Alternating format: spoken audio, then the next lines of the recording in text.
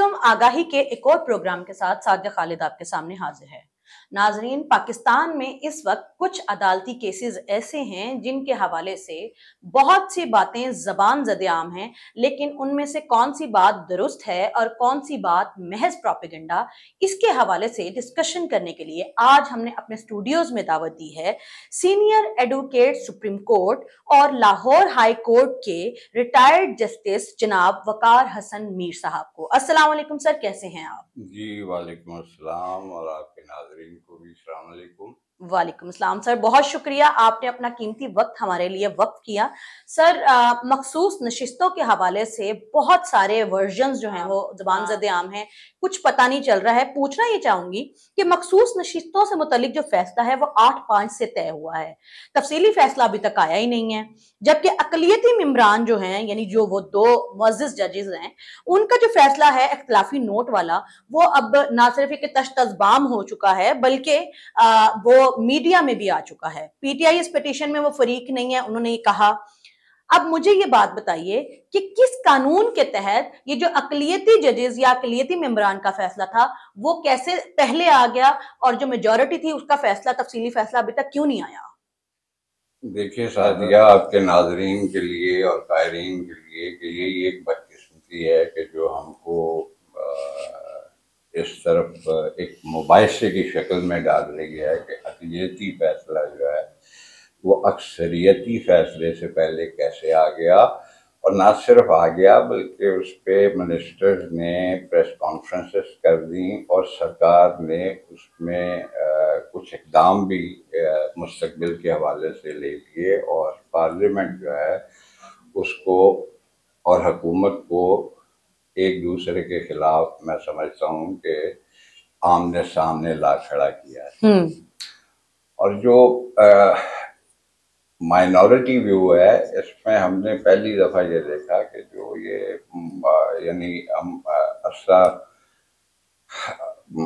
से 50 साल से इस बात पे अभी तक बहस में मसरूफ़ हैं कि मौलवी तमीज़ुद्दीन केस है या ये पनामा कामा वाला नवाज शरीफ साहब वाला केस है जी।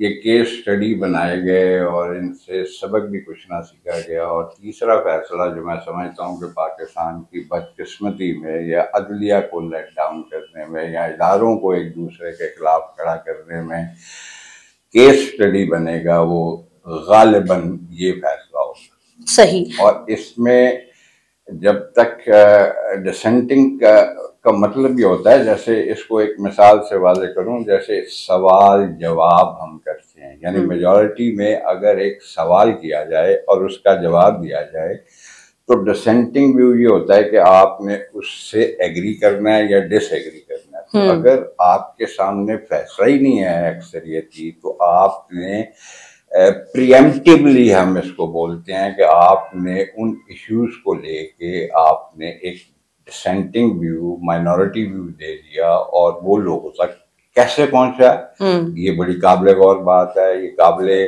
तफ्तीश बात है कि इसमें देखा जाए इसको क्यों लोगों ने इस पे प्रेस कॉन्फ्रेंस कर दी, क्यों लोगों ने इस पे अपनी राय देनी शुरू कर दी। और मेजॉरिटी व्यू का जो एडमिटिंग नोट है, एडमिटिंग नोट जो है उस पे भी जो राय मैं समझता हूँ लोगों ने दी वो क़बल-अज़-वक़्त थी। और अगर तफसीली फैसला आ जाता और तफसीली फैसले में अगर ऐसी कोई बात होती तो उसमें ये बात की जा सकती थी कि अदलिया ने आइन को री राइट किया है या अदलिया ने ये खाकम दहन गलती कर दी। लेकिन डिसेंटिंग व्यू जो है उसका एकदम आ जाना जो है वो तो बड़े सवालों को जन्म देता है, वो बड़े खदशात जो है वो खड़े करता है कि ये क्यों ऐसा किया गया कि 2 इदारे जो हैं वो आमने सामने ला के तो खड़े कर दिए जाए। और उसमें जो सवालात उन्होंने, जैसे मैं समझता हूँ कि अपनी तरफ से अगर उन्होंने जवाब दे दिया कि आर्टिकल 51 है, आर्टिकल 116 है, उसमें ऐसे नहीं है ऐसे नहीं है, वो मेजॉरिटी व्यू आएगा तो पता लगेगा। फिर उसमें रिव्यू का फैसला, और रिव्यू जो है वो कैसे एंटिसिपेट कर लिया कि कोई भी पार्टी जो है वो आइदर वे रिव्यू में जाएगी। ये वो बातें हैं जो ये सोचने पे मजबूर करती हैं कि शायद ये फैसला जो है इसके जो असरात हैं ये बहुत देर पा और बड़े नुकसानदेह होंगे।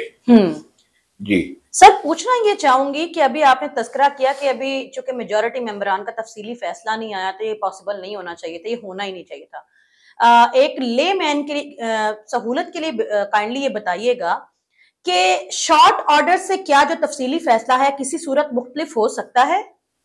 देखें, उसका मुख्तलिफ होना जरूरी नहीं है, लेकिन उसकी तौजीहात जो है वो तफसीली फैसले में मिलती हैं। शॉर्ट ऑर्डर जो होता है वो एक सुपरफिशियल सा एक एनालिसिस जो है वो अदालत सामने रखती है, लेकिन उसकी तमाम लॉजिकल कंक्लूजन और उसकी तमाम जो आईनी तशरीहात हैं जी, वो सारी की सारी तफसीली फैसले में होती हैं। तो मैं समझता हूँ लर्नड जजेस को और बाकी दूसरे लोगों को भी पहले तफसीली फैसले का इंतजार करना चाहिए था। सही।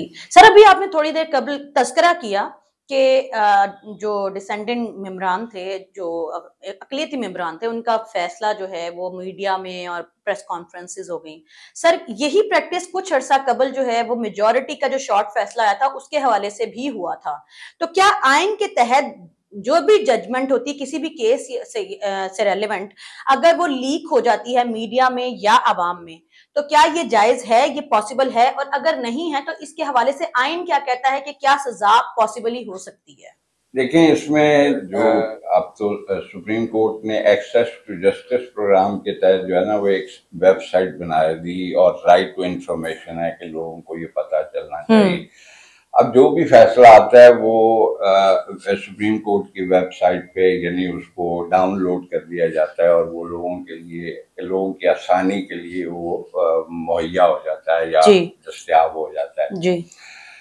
लेकिन बात मैं पहले वहीं से शुरू करूंगा कि जब मेजॉरिटी का फैसला नहीं आया तो अक़लियती फैसला क्यों?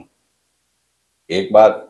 दूसरी बात ये कि जब ये सारे मामला चलते हैं तो इसके नताइज पे गौर करना चाहिए कि क्या सरकार ने आज वो बिल असेंबली में पेश क्यों किया कि वो लोग जिनके लिए खसूसी नशिस्तों का ऐलान किया गया वो 3 दिन के अंदर जो है वो एक ताज़ा एफिडेविट फाइल करके वो अपनी पार्टी जो है वो उसका ऐलान करें। और वो बिल जो है वो ये लाया गया कि कोई भी आदमी अगर एक दफा बयान अलवी और एफिडेविट अपना ये दाखिल कर दे कि मैं फलां पार्टी से मुंसलिक हूं तो वो अपनी राय को तब्दील नहीं कर सकता।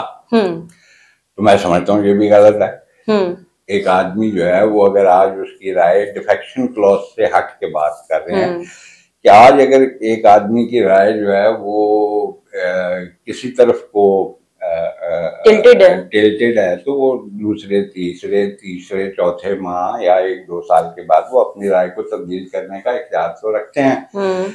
लेकिन इस पे कानून बनाना जो है वो एक साजिश और एक टकराव की सूरत हाल को जो जैसे मैंने पहले अर्ज किया था बड़ा मज़ीद वाज़ेह करता है। सर, क्या ये कानून पहले मौजूद था या ये अभी इसको इंट्रोड्यूस करवाया गया? ये कानून अब इंट्रोड्यूस करवाया जा रहा है, ये पहले मौजूद नहीं था। सर, दोबारा दोहराती हूँ, सवाल ये था कि जजमेंट चाहे वो कोई बहुत ही माइनर छोटा सा केस हो या कोई बहुत बड़ा हाईफाई केस हो, जजमेंट का लीक होना क्या ये पाकिस्तान के आइन के अकॉर्डिंग पॉसिबल है? अगर नहीं है तो क्या जुडिशरी कहीं से अकाउंटेबल होती है इस चीज की वजह से? जी, मैंने वो अर्ज किया, ये लीकेज नहीं है।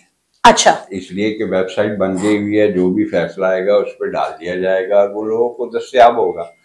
अब उस पे जो एतराजात किए जाते हैं वो एतराजात इस शक्ल में आ गए कि जो लोगों के फहम के मुताबिक और लोगों को बताया ये जा रहा है, उनको डिस्टॉर्ट ये किया जा रहा है कि ये को अदलिया ने गलत काम कर दिया। सवाल ये है भाई किया होगा, लेकिन एक मुनासिब वक्त पर आपको ये तमाम अपने एतराजात जो है वो ना सिर्फ पार्लियामेंट में बल्कि अदलिया के सामने लाने चाहिए थे। जब अदलिया के सामने आप नहीं ला सके और पार्लियामेंट में आपने ये कानून जो है वो फ्लोट कर दिया, कमेटी को भेज दिया और वो पास अगर हो जाता है तो इसका मतलब है कि आपने अदलिया के साथ एक टकराव का माहौल पैदा कर लिया। और याद रहे कि अभी मेजॉरिटी फैसला आना है। सर किस हवाले से इतराजात की बात कर रहे हैं? हमारे देखने सुनने वालों को जरा प्लीज क्लैरिफाई कीजिएगा कि किस चीज पे जो है हुकूमत या फिर पार्लियामेंट जो है उसको इतराज करना चाहिए था वक्त के ऊपर? देखिए, ये उस वक्त होना चाहिए था जब सुन्नी इत्तेहाद कौंसिल की तरफ से तमाम लोगों ने अपने बयानात हल्फी दाखिल कर दिए, और उस वक्त में मुनासिब तरीन जो आदमी थे वो मैं समझता हूँ स्पीकर कौमी असम्बली थे, जो ये उस वक्त अपनी रूलिंग देते कि आप ऐसा नहीं कर सकते। राइट। लेकिन उससे पहले चूंकि इलेक्शन कमीशन एक सूरत हाल को वजह कर चुका था, और ये थी कि जैसे हम अगर थोड़ा सा याद करें तो ये बात समझ आती है कि तमाम जो लोग थे उनको मुख्तलिफ निशानात जो है वो अलॉट किए गए। उन अपने अलग-अलग और मुख्तलिफ निशानात की वजह से उन्होंने अपने इलेक्शन को जीता जी। और उसके बाद एक खाम सी एक सूरत हाल जो है वो यूनानिमिटी की या मुत्तहिद होने की उन्होंने इसमें जानी कि वो बयान अल्फी दे के तो मुत्तहिदा सुन्नी इत्तेहाद कौंसिल जो है वो उसके मेंबर बन जाए जी। तो वो एक कट सा उनका बन गया, वो मुत्तहिद हो गए और उनको ये उस वक्त सूरत हाल जो है वो स्पीकर कौमी असम्बली को भांपनी चाहिए थी, और अगर वो उस वक्त कोई रूलिंग देते या कहते हैं इन्होंने ठीक किया या कहते हैं इन्होंने ठीक नहीं किया, तो मैं समझता हूँ कि आज ये सूरत हाल पैदा ना हो। यानी आपको लगता है कि क्योंकि हामिद रजा साहब जो कि चेयरमैन है सुन्नी इत्तेहाद कौंसिल के, उन्होंने आजाद हैसियत से लड़ा था, वो चेयरमैन के तौर पे नहीं थे, तो उनकी पार्टी वहां मौजूद ही नहीं थी, तो उनकी पार्टी में अगर उस टाइम वो कैंडिडेट्स पीटीआई के जा रहे थे तो स्पीकर को कहना चाहिए था कि आपकी चूंकि पार्टी ही यहाँ पे नहीं है तो आप पार्टी के लोग कैसे यहाँ पे ला सकते हैं, रजिस्टर नहीं करवा सकते। Correct me if I am wrong. जी बिल्कुल ऐसा ही है, और ऐसा करने से तो वो डिफेक्शन क्लॉज की पहले धज्जियां आप उड़ाएं, सही, फिर जब मैं उड़ाने लगूं तो आप मुझे मना कर दें। राइट, ये बिल्कुल ऐसे ही हो रहा है। सही। सर पूछना ये चाहूंगी कि अभी जो एक्ट बनाया गया है, इलेक्शन एक्ट, कौमी असम्बली में हुकूमत ने इलेक्शन एक्ट में तरमीम की है,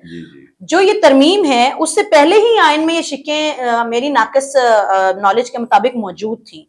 हुकूमत को दोबारा ये जरूरत क्यों महसूस हुई कि इनको रीडिफाइन किया जाए, रिवाइज करके इसके ऊपर दोबारा से कानून साजी की जाए?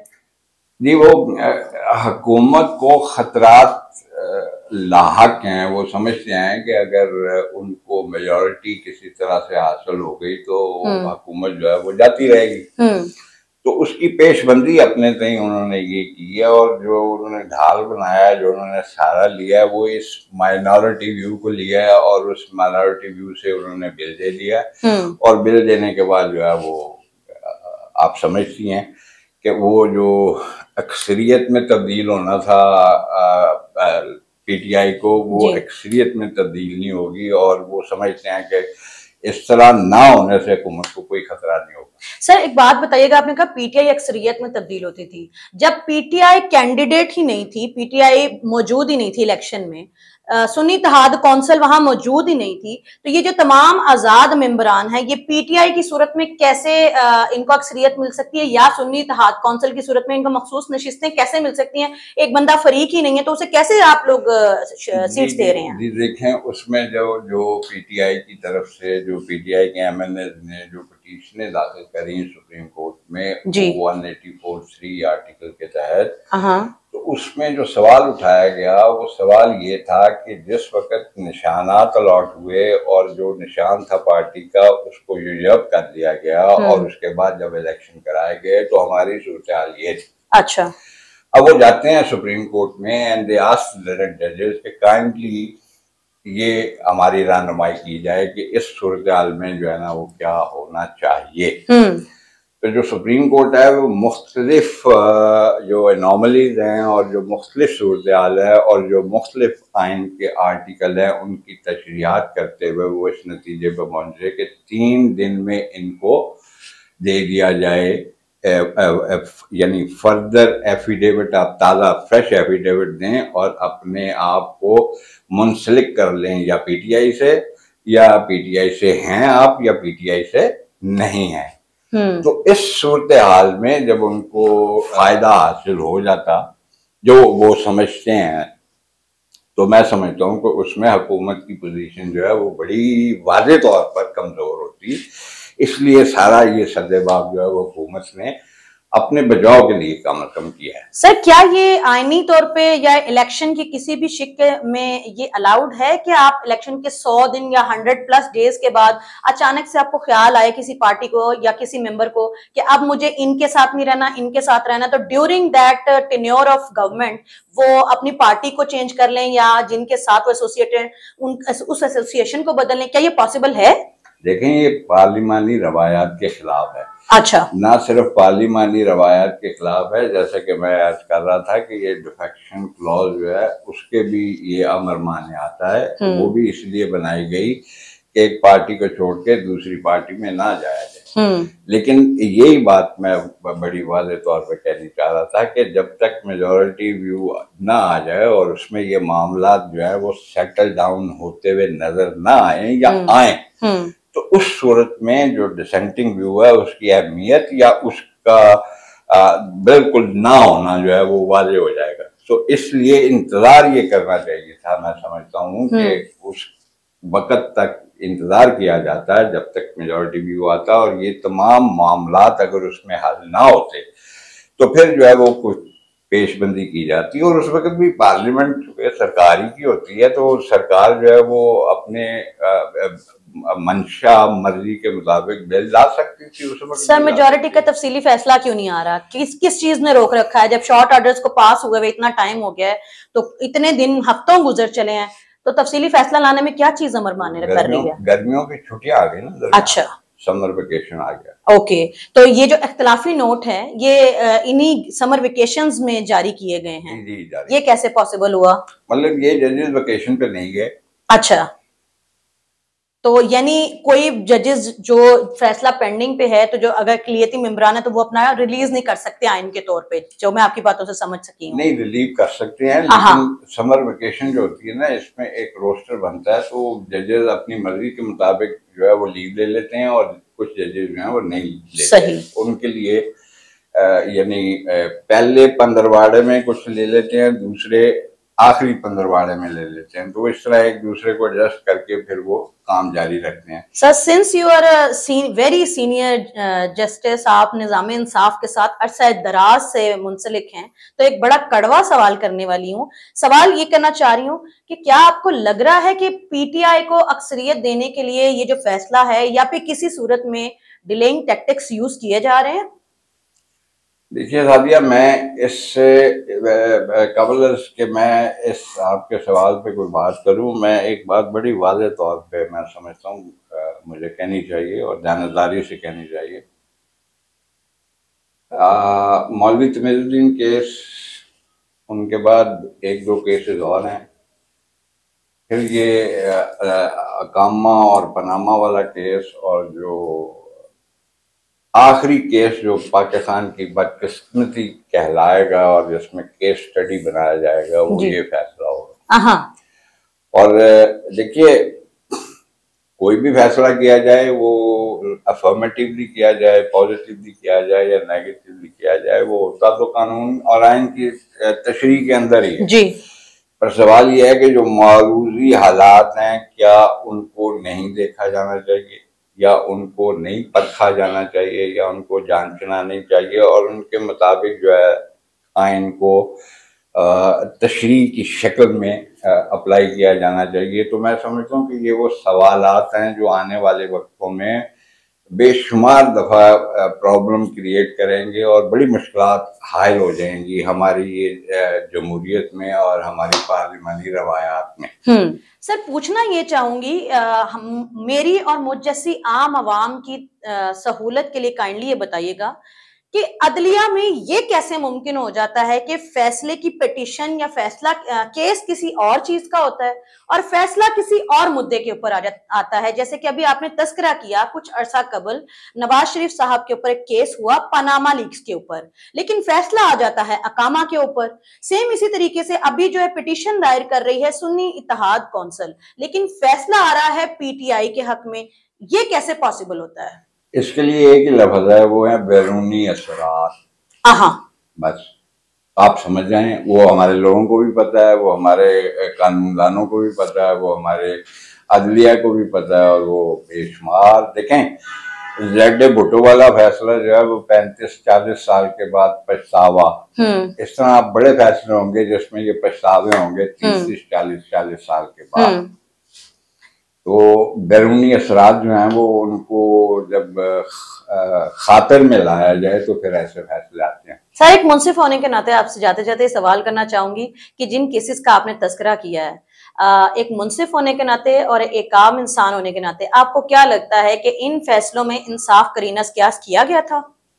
देखें, ये तो अब तशख़्ख़ुस बाम हो चुका भाई, पार्लियामेंट में भी और बेशुमार टीवी प्रोग्राम्स में भी जिनमें कानूनी मुबाहिस हुए या सियासी मुबाहिस हुए, उनमें ये मौलवी तमीज़ुद्दीन केस ज़बान ज़द-ए-आम हुआ, जड्डे भुट्टो वाला केस ज़बान ज़द-ए-आम हुआ, अकामा पनामा वाला केस ज़बान ज़द-ए-आम हुआ, और अब जो लोगों के दिलों में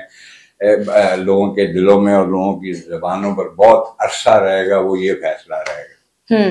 तो असरात तो हैं, जो बैरूनी अवामिल हैं उनको ज़ाहिल किया जाना चाहिए, और अगर ज़ाहिल ना किया जा सके तो कम से कम रोका तो जाना चाहिए ताकि वो जो असरात हैं वो फैसले पे ना पड़े। सही सर, बहुत शुक्रिया, आपने अपना वक्त दिया। आज की इस डिस्कशन के बाद एक बात तो सामने आ गई कि बैरूनी दबाव तो है, वो दबाव कहां से है इसको हमें देखना है, और इंसाफ अगर ताखीर से हो तो असल में वो इंसाफ का कत्ल है। मैं सिर्फ अपनी अदलिया से कहना चाहूंगी कि इंसाफ करीना क्यास भी होना चाहिए और इंसाफ आम आवाम के लिए भी होना चाहिए। सिर्फ बड़े केसेस को सुनते चले जाना और उनके ऊपर अपने फैसले देते चले जाना, उससे बेहतर है कि आवाम को भी उतना ही रिलीफ फराहम किया जाए, क्योंकि जितना आवाम को रिलीफ मिलेगा इनके दरमियान में जो खलीज है वो खत्म होगी। हम उम्मीद करते हैं जाते जाते कि पार्लियामेंट और अदलिया में ये जो तसादम की सूरत हाल है, खुदा न खास्ता इसको ये जन्म नहीं लेगी, इसको खत्म करने की पूरी कोशिश की जाएगी और पाकिस्तान को मजबूत बुनियादों पर उस्तवार किया जाएगा। आज के आगही से सादिया खालिद को इजाजत दीजिए, मिलते हैं अगले प्रोग्राम में, तब तक के लिए अल्लाह हाफिज।